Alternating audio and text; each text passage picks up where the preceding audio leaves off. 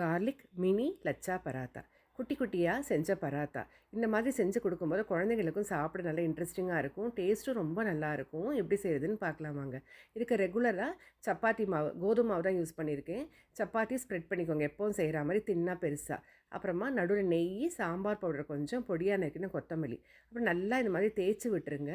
ஃபுல்லாக உங்களுக்கு ஸ்ப்ரெட் ஆகணும் இந்த மசாலா. அப்புறமா நீங்கள் வீடியோவில் பார்க்குற மாதிரி ஒரு சைட்லேருந்து அப்படியே சுருட்டி எடுத்துகிட்டு வாங்க. நல்லா டைட்டாக சுருட்டுங்க, லூஸாக சுற்றாதீங்க. இந்த மாதிரி நல்லா சுருட்டி முடிச்ச அப்புறமா இந்த மாதிரி ரோல் பண்ணிக்கோங்க. ட்விஸ்ட் பண்ணி ரோல் பண்ணணும். நீங்கள் சாம்பார் பவுடருக்கு பதிலாக கரம் மசாலா, சாட் மசாலா கூட யூஸ் பண்ணிக்கலாம். இப்போ நல்லா இந்த மாதிரி சேர்த்து எடுத்துகிட்டு நடுவில் இந்த மாதிரி கட் பண்ணிக்கோங்க. வீடியோவில் பார்க்குற மாதிரி கத்தியால் நிதானமாக கட் பண்ணுங்கள். இப்போ பார்த்தீங்கன்னா நமக்கு 2 பராத்தா கிடச்சிருது. உள்ளே பார்த்தா லேயர்ஸ் ஃபார்ம் ஆகிருக்கு பாருங்கள். கொஞ்சம் லூஸாக எடுத்துனா சேர்த்து விட்டு கொடுங்க. அதுக்கு மேலே கருப்பு எள்ளு, லேசாக தின்னாக கட் பண்ண கார்லிக்கும் கொஞ்சம் கொத்தமல்லியும் நல்லா கொஞ்சம் ப்ரெஸ் பண்ணிவிட்டு சப்பாத்தி குழவியால் கொஞ்சம் நிதானமாக ஸ்ப்ரெட் பண்ணி கொடுங்க. இந்த பார்த்திங்கன்னா சின்ன சின்ன பராத்தா இப்போ நம்மளுக்கு ரெடி. இப்போ தவா சூடான உடனே கொஞ்சம் நெய் சேர்த்துட்டு அடுப்பை லோ டு மீடியமில் வச்சுக்கோங்க.